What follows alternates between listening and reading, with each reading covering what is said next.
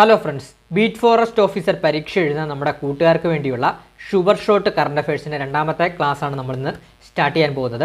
അപ്പോൾ beat forest officer പരീക്ഷ എഴുതുന്ന കൂട്ടുകാരുണ്ടെങ്കിൽ മാക്സിമം ഈ ഒരു ക്ലാസ് കാണാൻ ശ്രമിക്കുക.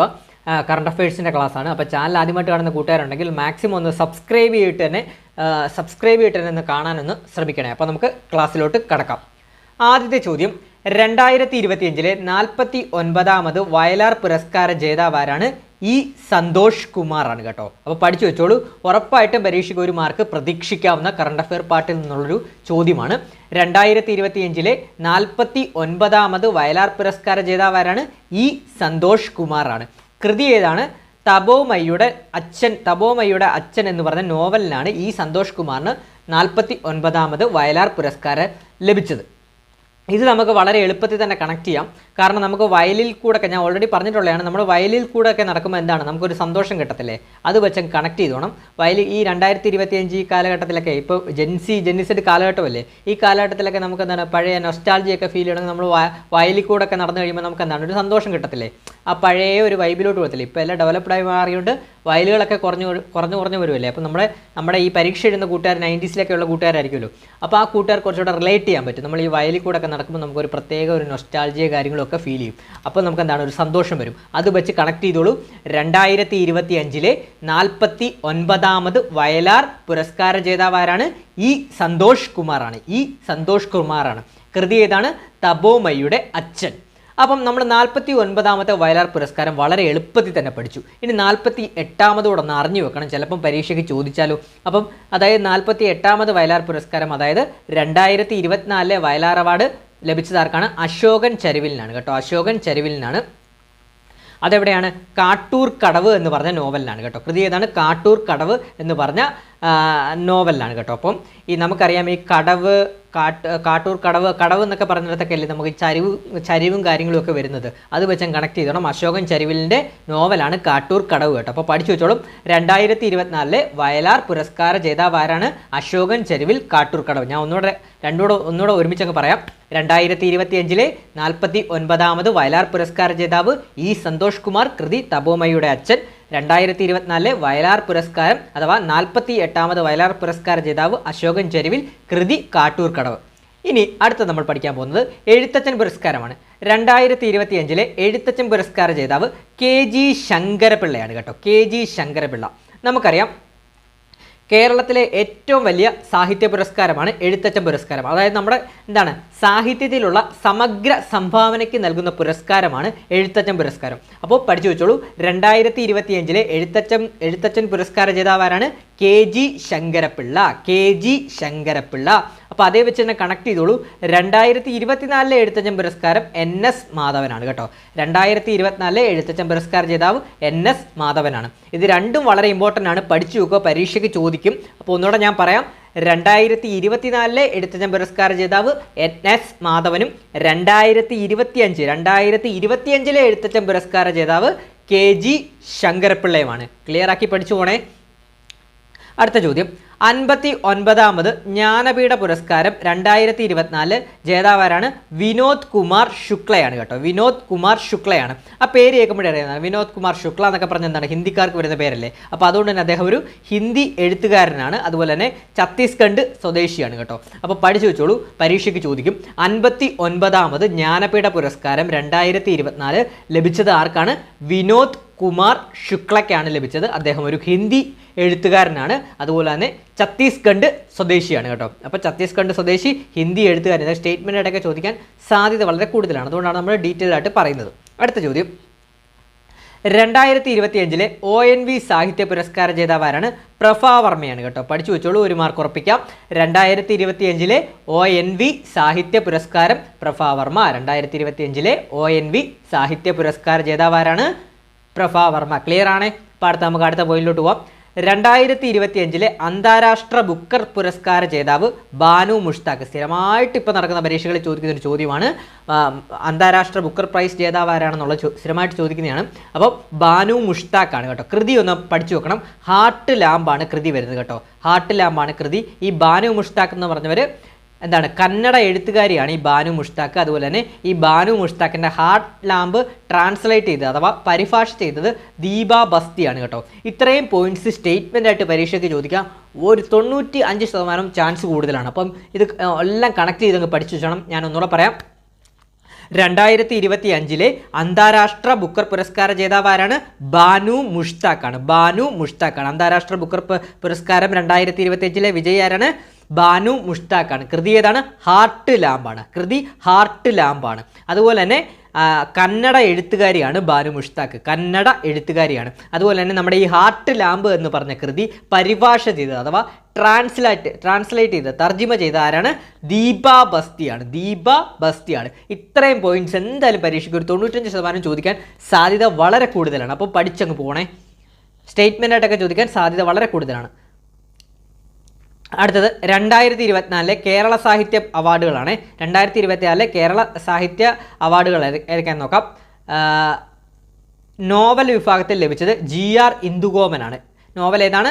ആനോ എന്ന് പറഞ്ഞ നോവലിനാണ് ലഭിച്ചത്. അപ്പം 2024 കേരള സാഹിത്യ അവാർഡുകളാണ് നമ്മളിപ്പോൾ പറയാൻ പോകുന്നത്. അതിൽ നോവൽ വിഭാഗത്തിൽ നിന്ന് ലഭിച്ചത് GR ഇന്ദുഗോപനാണ് കേട്ടോ. GR ഇന്ദുഗോപനാണ്. ഇത് ചോദിക്കാൻ ചാൻസ് വളരെ കൂടുതലാണ്. നോവൽ വിഭാഗത്തിൽ നിന്ന് ആർക്കാണ് ലഭിച്ചത്? GR ഇന്ദുഗോപനാണ്. നോവൽ ഏതാണ്? ആനോ എന്ന് പറഞ്ഞ നോവലിനാണ് കേരള സാഹിത്യ പുരസ്കാരം 2024 ലഭിച്ചത്. ഈ GR ഇന്ദുഗോപനെ കുറിച്ച് നമ്മൾ അറിഞ്ഞിരിക്കേണ്ടതുണ്ട്. ഈ GR ഇന്ദുഗോപൻ്റെ ഒരു നോവല് ഈ അടുത്തിടെ സിനിമയായിട്ട് വന്നിട്ടുണ്ട്. അതാണ് വിലായത്ത് ബുദ്ധ എന്ന് പറഞ്ഞ സിനിമ. നമ്മുടെ പൃഥ്വിരാജ് നായകനായിട്ട് വന്ന ഈ അടുത്തിടെ റിലീസായ ഒരു ചിത്രമാണ് വിലായത്ത് ബുദ്ധ.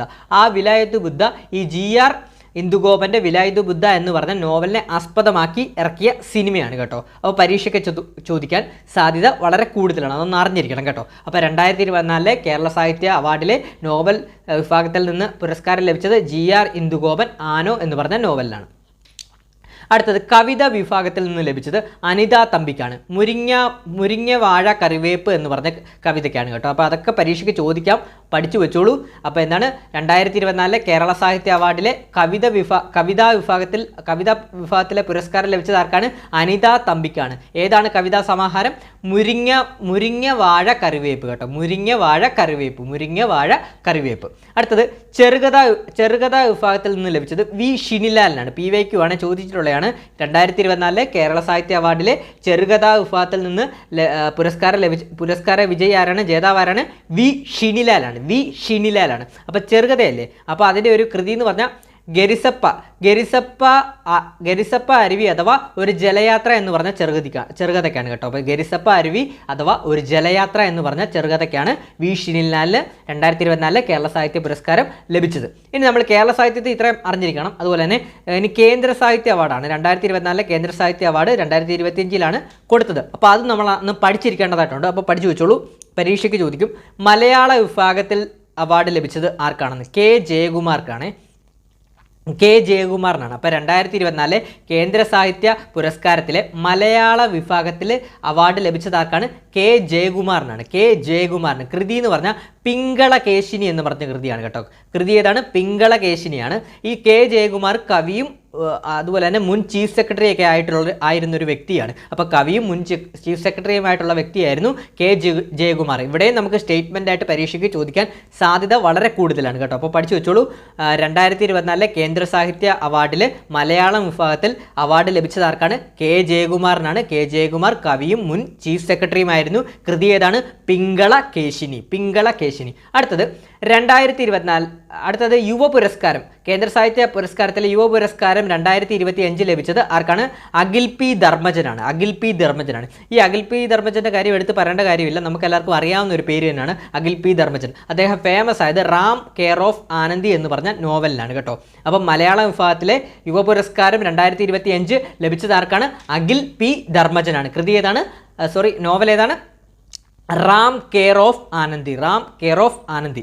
അടുത്തത് ബാലസാഹിത്യ പുരസ്കാരം 2025 ലഭിച്ചത് ശ്രീജിത്ത് മൂത്തേടത്താണ് കേട്ടോ. മൂത്തേടത്തിനാണ്. അപ്പോൾ ബാലസാഹിത്യ പുരസ്കാരം 2025 ലഭിച്ചത് ആർക്കാണ്? ശ്രീജിത്ത് മൂത്തേടത്തിനാണ്. കൃതി ഏതാണ്?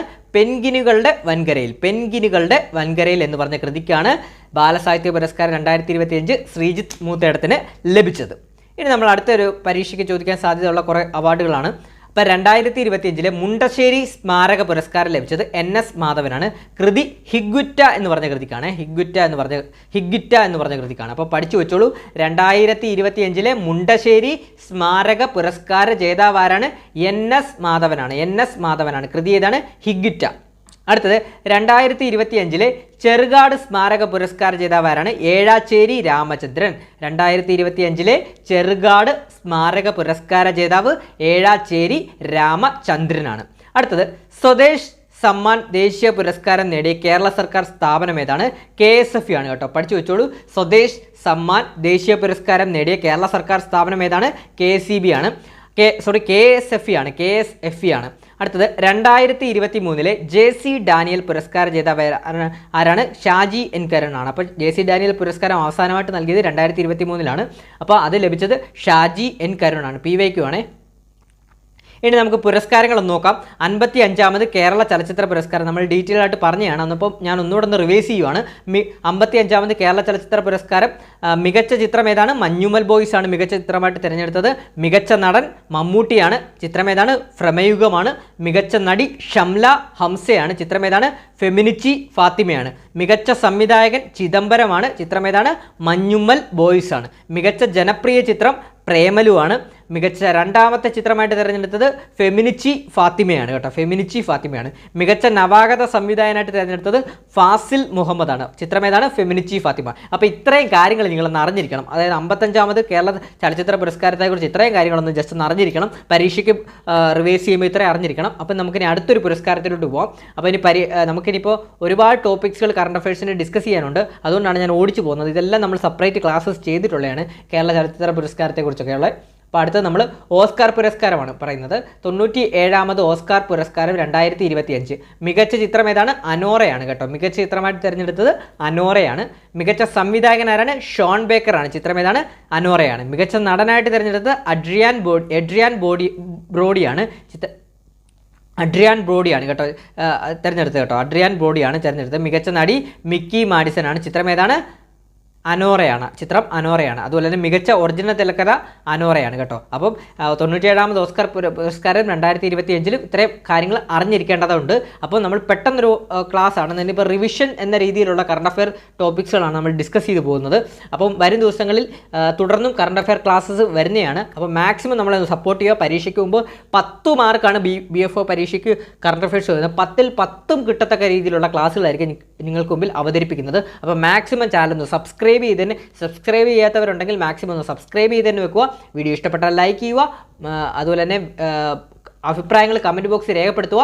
അതുപോലെ ബാക്കിയുള്ള കൂട്ടുകാർക്കൂടെ ഷെയർ ചെയ്ത് കൊടുക്കാനും മറക്കരുത്. ഷെയർ ചെയ്യാൻ കഴിഞ്ഞില്ല എങ്കിൽ ഒന്ന് ഹൈപ്പ് ചെയ്ത് കഴിഞ്ഞാൽ നിങ്ങൾ ചെയ്യുന്നതിന് വലിയൊരു സപ്പോർട്ടായിരിക്കും. ബാക്കിയുള്ള കൂട്ടുകാർക്കൂടെ റെക്കമെൻഡേഷൻ പോകുന്നതാണ്. അപ്പം പുതിയൊരു ക്ലാസ്സുമായിട്ടും പുതിയൊരു കറണ്ട് അഫയേഴ്സ് ക്ലാസ്സുമായിട്ടും അതുപോലെ തന്നെ സ്പെഷ്യൽ ടോപ്പിക്സുമായിട്ട് ബന്ധപ്പെട്ട ക്ലാസ്സുകൾക്കൊക്കെ വേണ്ടി നമ്മുടെ ചാനൽ സബ്സ്ക്രൈബ് ചെയ്യുക.